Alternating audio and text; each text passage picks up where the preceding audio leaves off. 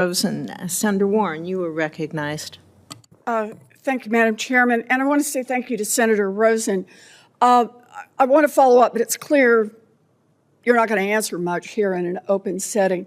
But I'd like to join you when the meeting goes to the SCIF to understand the seriousness of this moment and what it means for our nation.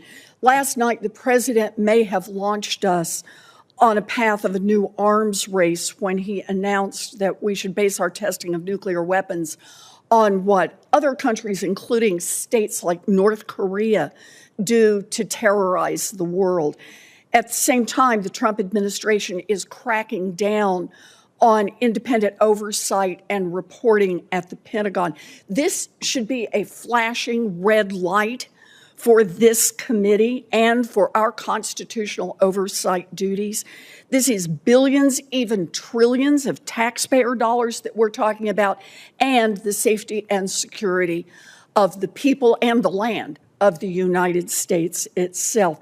We need independent assessments for what's happening here, and we need someone who's going to be candid with us about both their assessment and the facts about what's going on. So if I can, I'm going to ask some other questions that I think we can answer appropriately in this setting. I want to say congratulations on your nomination. As the commander of the U.S. Strategic Command, it's going to be your job to manage our current and future nuclear arsenal. The Congressional Budget Office estimates our plans to build new nuclear weapons will cost $946 billion just over the next 10 years. That's almost $1 trillion, and that's just an estimate. Systems like Sentinel, the land-based nuclear missile program, have turned out to cost almost double their original estimates given to Congress. And that doesn't just cost taxpayers, it jeopardizes our national security. Ballooning costs have forced the Air Force to consider postponing and scaling back its next-generation tanker, airlifter, and next-generation air dominance fighter programs.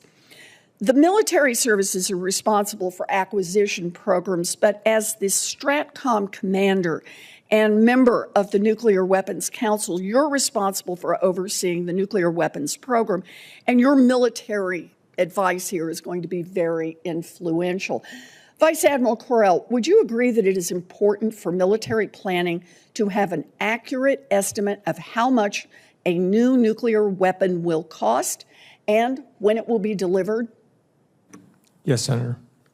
You agree. We need those basic facts. Look, we need to know how much things cost, but the Air Force provided Congress with a rosy cost estimate for Sentinel, which turned out to cost an extra $60 billion over their estimate.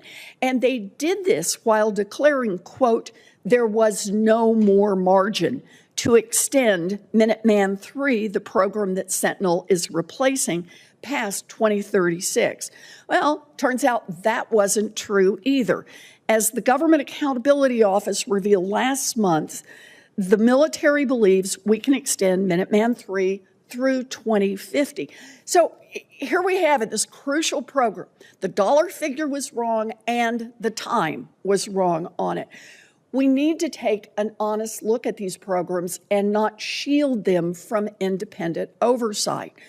Vice Admiral Correll, do you commit to ensuring that STRATCOM will not stand in the way of any independent studies or independent recommendations on Sentinel or any other program moving forward? Senator, I commit to providing my best military advice in a candid and forthright manner to within the department and to this committee. I appreciate that. It is sorely needed. Think tanks influential with the administration want to add to the Sentinel program by making it mobile. They claim it's going to save money, but history and other analysts indicate it is much more likely it will increase cost and complexity. And what would we get for wasting billions of dollars more? Nuclear weapons being driven through American cities and towns. Vice Admiral Correll, if you were told to consider a mobile Sentinel option again and your military analysis showed that it would add cost or complexity, will you commit to sharing those results as part of your military advice with Congress? I would commit to that, and that would be by, with, and through the department. Okay, I appreciate that. It is more critical now than ever before that we have military leaders who are willing to be honest with Congress about our national security. Thank you, Madam Chair.